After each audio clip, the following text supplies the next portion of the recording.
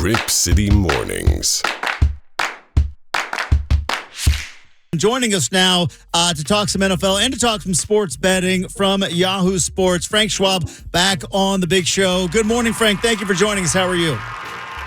Hey, what's going on? So a lot of stuff I want to talk to you about because you wrote about Tiger Woods and obviously with the amount of money and the amount of bets that were placed on a 47-year-old guy, as you put, with 125-1 odds and very, very little chance to win. We have never really quite seen anything like the Tiger Woods aura or the Tiger Woods draw. Even in, like, when we were watching Michael Jordan play for the Wizards, we knew they weren't winning the title. But yet there's still something in us that believes that Tiger Woods is going to make a run. Is it because, Frank, a lot of people are like me and we're 43 years old and we desperately want to be 2001 again? Yes, I think that's exactly it. It's the nostalgia of it all. I mean, the Jordan Wizards thing is a great comp because, yeah, it's unlike that for sure. I just think that of people who bet on Tiger, and it's going to happen again in the Masters, it's going to happen again in U.S. Open and British and however many majors he plays, they bet him with their hearts. I mean, and I get it. He transformed the sport like no other athlete ever has. I don't even think you can really say Serena, women's tennis, as great as she was, and she's clearly the greatest in that sport. She didn't transform the sport. Tiger, I mean, there was a while there, and it's probably still true to some extent, that if your tournament didn't have Tiger Woods, nobody's watching. Yeah. The ratings dropped off a cliff, and your sport didn't matter unless Tiger Woods was there. We've never seen anything like that. And it's still true today. I mean, he plays in the Genesis Invitational, which is just some kind of random, golf tournament in February, and social media is buzzing about it, and people are talking about it, and people are betting it. He was the most bet golfer in that field, and I don't think people bet him thinking he's going to win. As crazy as that sounds, I think that they just do it because it's kind of this, they just like the idea of betting Tiger Woods, and they like thinking back to the glory days. And I mean, it reminds me of a story, and it's completely different, of course, but somebody betting on Ali in 81. I think it was the Holmes fight. I've heard the story. It's obviously third hand and whatnot, but just, why did you bet on Ali? And well, it's because he gave us our dignity, basically. And it's not the same with Tiger, but it's the same, where you're not betting him because you think he's going to win. You're betting him because of what he's meant to the sport, how big of a name he's been, how big of a draw he's been. And it's a phenomenon, honestly, like unlike any other. Nobody's betting the Buccaneers simply because Tom Brady was, it's somebody they remember from 20 years ago being good. Like, it doesn't happen in any other sport with any other athlete. But here we are with, again, Tiger Woods being the most bet golfer in the tournament. He has pretty much no chance to win. Now, here's the thing, Frank. Hand up, truth to the audience. I did. Now, I bet Tiger Woods got a nice plus 200 for him to make the cut. And so I got to make a little money, and I got to bet Tiger to make the cut because I knew he wasn't winning the thing because he still has a bionically repaired leg. How much of it also, like, you talked about Serena Williams, but obviously Serena Williams towards the end, it wasn't the same as Tiger. Still looks like Tiger. You know what I mean? Like, Jordan was put on some LBs and became a jump shooter with the Wizards. Tiger, the swing still looks the same. The body still looks the same. Obviously a little more age in the face and a little less hair on the dome. But, the Sunday Reds still pop. I think that's got to be something there, too. Is like that swing still looks the same. Yeah, and I mean, I can't speak for everybody. Maybe there's golf experts out there where you can't tell. Like, the changes in his game are probably so imperceptible that you just can't tell. Like you said, when a NBA player gets older and he's not playing above the rim anymore, we can tell. Like, it's pretty obvious for even the casual fan to notice that. Or when a running back slows down or a quarterback isn't throwing it the same. With Tiger, like you said, he doesn't look much different.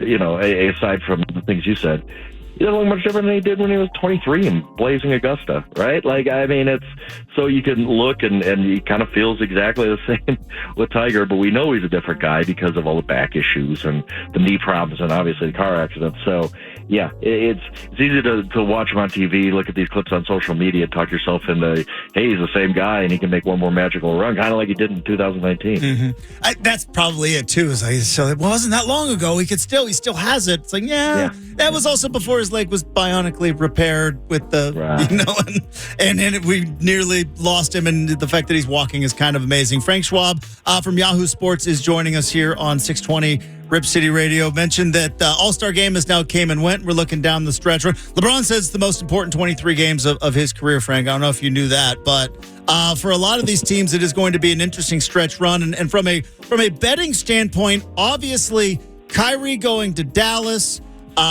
You have Durant going to Phoenix, which obviously I think threw a couple of interesting twists in terms of NBA futures. How big of a swing was that from just a couple of weeks ago with Kevin Durant now heading to Phoenix and them not having to give up Booker, Chris Paul, or really any of the other premier players around him? How big of a betting swing was that with the Phoenix Suns?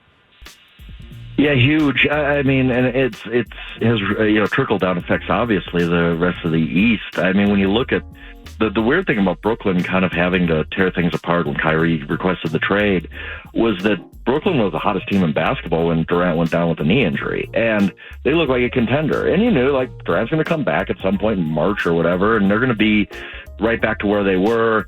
And they were at that point when he hurt his knee against Miami, I believe it was. They're the hottest team in basketball. I think they were up to number 2 in the East. They look really, really good. And now, the Bucks and Celtics in particular don't have to worry about that anymore. Now, the Bucks got to worry about Giannis. Like, their wrist thing is a little scary. As somebody who's a Milwaukee-born Bucks fan, I'm certainly nervous about it. And hope of these tests that he's getting don't, say he's going to be done for the season or anything. But assuming Giannis is healthy for the playoffs, it just looks like them and the Celtics are on a collision course for the Eastern Conference Finals, and that wouldn't have been the case if Durant and Kyrie are still in Brooklyn. And then you go out west, and the weird pivot, I think, is the odds have shifted on the Suns. I mean, if you want to take the Suns, go for it. But I mean, obviously, you should have been betting the Suns before that trade because now the value's all gone. I think the value, honestly, is with the Nuggets now, and I'm based in Denver, so I see them a lot, but I think this Nuggets team's really, really, really good. And obviously, Jokic is going to win third straight MVP as long as he doesn't get hurt. Very deserving of that. But they have the talent around him now. They're covering a lot of spreads. They're just beating the heck out of teams. I mean, I think they're 28-4 at home right now. So, everybody started taking the Suns because they got Durant. And I mean, he obviously and Booker can carry them to a series win, a championship, all that kind of stuff. But the odds kind of ticked up on the Nuggets. And I think they're the value now because there's nothing that I've seen this season that says the Nuggets aren't the best team in the West. And they're not just skating by. They're beating teams. I was at a game they played against a full-strength Clippers team, and they were up by 40 at one point. They just looked like a machine. So I think maybe the funny thing in all this is everybody thinks it was a bad deal for the Nuggets, and it might have been, but I think the betting value kind of got a little bit better for the best team in that conference. You mentioned the domino that fell that kind of started this whole thing was Kyrie Irving going to the Dallas Mavericks. On paper, Kyrie, Luka on the same team looks like offensively is going to be tough to stop, but both of those guys very, very, very much like the basketball. I'm just curious from an odds perspective, maybe from a bettor's perspective, are people buying into Dallas being somewhat formidable coming up in the postseason, or are there maybe just kind of like me, a lot of concerns of like, I don't know if these two guys can play. Plus, as we all know, it's Kyrie Irving. Give him a month and he'll give you a reason why he's not going to be able to be dependable. Exactly, and that's where I'm at. I mean, I think if you're buying into the Mavericks now, you're on an errand that is not paid off in years and years. I mean, it's not to mention, both these guys like the ball, so I don't really know how they coexist on offense. I don't think they're a great fit together, almost like LeBron and Westbrook in L.A., but also that team's going to be terrible on defense. I mean, just awful. Who's guarding anybody in the backcourt there? So, yeah, I'm not buying Dallas at all. I mean, in fact, I've faded them a few times since the trade, just thinking at very least it's going to take a while for them to figure out how to play together, how to get that. I mean, look, Kyrie's a great player, individually. So's Luka, but I just don't see this thing fitting very well. And like you said, Kyrie's just a toxic guy. I mean, he's going to blow up that locker room at some point. So, yeah, if you're buying in on the Mavericks now, best of luck to you, because this errand has not worked out well for any Kyrie team in a really, really long time. Frank Schwab, Yahoo Sports, joining us here on 620 Rip City Radio. Frank, it was interesting. A couple of years ago, I remember I was doing a show talking about how I think the NBA really kind of struck that kind of off-season gold in becoming almost a 12-month sport, and what the NBA offseason has kind of become. And it feels like, well, the last couple of years, especially with Aaron Rodgers, the NFL said, oh, okay, hold my beer. We're going to take back control of the offseason now, and the summer is going to be ours. So much so that we didn't even get to the Super Bowl before we start talking about quarterbacks moving and who's going to go where. I believe just about 5 hours south of us in Southern Oregon, Aaron Rodgers has emerged from his darkness cave. I don't know how he's feeling, don't know what his thoughts are on Green Bay, but if you kind of look at that situation, do you see Aaron Rodgers going back to Green Bay? Is this just too convenient that is set up to him going to the Jets with Nathaniel Hackett and Aaron Rodgers in New York and everything else? Is that just too convenient? What do you see with now that Aaron Rodgers is out of the dark? What do you see? Yeah, and isn't it just the irony is just unbelievable that 15 years after Favre was pulling the whole drama and ended up going to the Jets, that the same exact thing could happen to Rodgers, who was waiting behind Favre. It's unbelievable. I mean, I just wrote for, getting back to betting a little bit, I just wrote for Yahoo Sports this morning.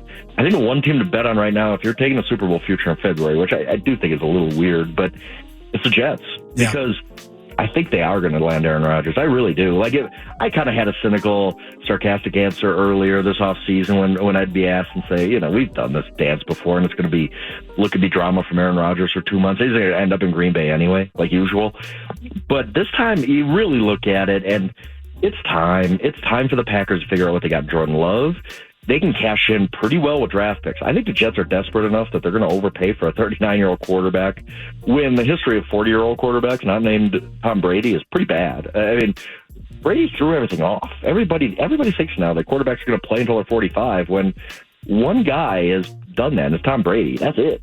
Maybe Rodgers does that too. I don't know, but you're fighting a lot of history there. So I think it's time for the Packers to move on, see what just start over, see what they got in Love, and then the Jets are just set up perfectly for it. Now, I do wonder if the Jets are doing the same dumb mistakes the Broncos did with, hey, we're going to hire Nathaniel Hackett and we're going to get Aaron Rodgers, and then maybe you just end up with a Nathaniel Hackett as your offensive coordinator, and that's not necessarily good. They didn't hire him because of the work he did in Denver last year, I'll put it that way.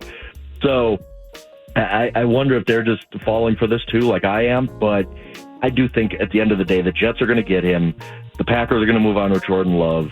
And I think the Jets right now, 25-1, take them now, because they get Rodgers. They're going to be 12-1, 13-1, whatever it's going to be. Their odds are going to be cut in half because Rodgers can transform that Jets team. Jets are really good. The Jets are giving me 2022 Eagles vibes of this situation is just set up so well to succeed with a really, really deep roster.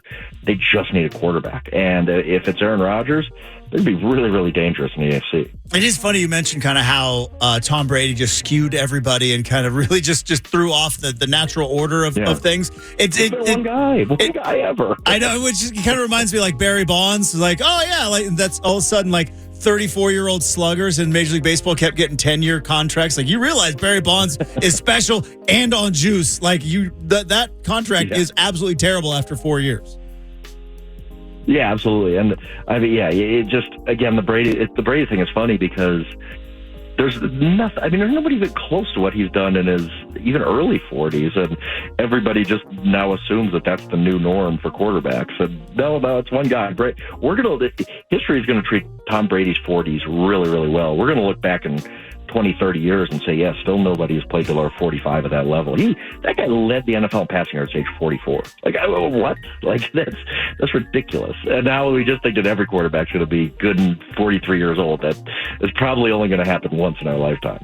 Frank Schwab, Yahoo Sports, joining us here on 620 Rip City Radio. One last thing on the NFL is the Denver situation. You mentioned it because you're there in Denver. I was working in Seattle in the peak Russell Wilson era, so I'm very very aware of the let's say the idiosyncrasies of one Russell Wilson in his work around, let's say, the practice facility and when the cameras are on and everything that comes with Russell Wilson. How's that going to work with Sean Payton, who's kind of a Texas no nonsense, my way or the highway kind of guy?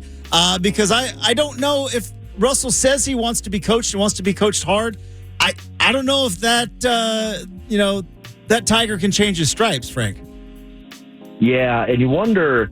I don't know. It also is possible he was humbled this past year. And when he was, you talk about the idiosyncrasies, and you can do that stuff when you're. What was the one year he scored like 37 of the 38 Seahawks touchdowns? Or was responsible for passing or running. And you could do that when you're playing at that level. We played the level he did with the 2022 Denver Broncos. All of a sudden, I don't know that you can necessarily be a diva, right? Like, he's one of the worst quarterbacks in football. And if he's at least to a point in his career where he's able to look honestly in the mirror and say, it's got to change. I need to listen to Sean Payton here, who coached Drew Brees as well as you could. Like we just talked about, it's kind of a segue here. When you talk about quarterbacks in their late 30s, whatever, Drew Brees was not the same quarterback in his late 30s. But the reason nobody really noticed it is because Sean Payton did such a good job transforming that offense and that team. He fixed Drew Brees basically late in his career, and we didn't notice it because it just looked like it saved Drew Brees out there. I think he could do the same with Russell Wilson. He can devise an offense where, hey, this is going to work if you trust me, if you buy in, and we're not dealing with, you have a separate office in the facility anymore, and you're not having your own personal coaches around, and it's not going to be to let Russ cook offense necessarily, but I can fix you. And if Russ buys into that, I think it can work. I really do. Sean Payton's a great coach. He's, to me, a top 10 NFL coach. Yeah, they paid a lot for him in draft picks, but whatever. Whatever draft pick, the 29th pick you gave to Miami or to New Orleans that you got from Miami. What offensive guard from Texas A&M was going to be better than Sean Payton for your team, right? Like, he is a difference maker coach. I really believe that. And I do think he can fix Russ. And I think, I think that Russ is talented enough and smart enough. He's kind of his own guy, right? We all know that. But I think he's smart enough to realize, hey, my career is at a crossroads right now. Either I'm going to continue and play 5 more good years, or I'm just going to continue this bad decline I saw myself on last year. I think he takes to the coaching. I think it works. I really do. I think they're going to be, that's a tough division, so I can't really say they're going to win 13 games or anything, but I think Russ looks like a different quarterback next year with a much, much, much better coach.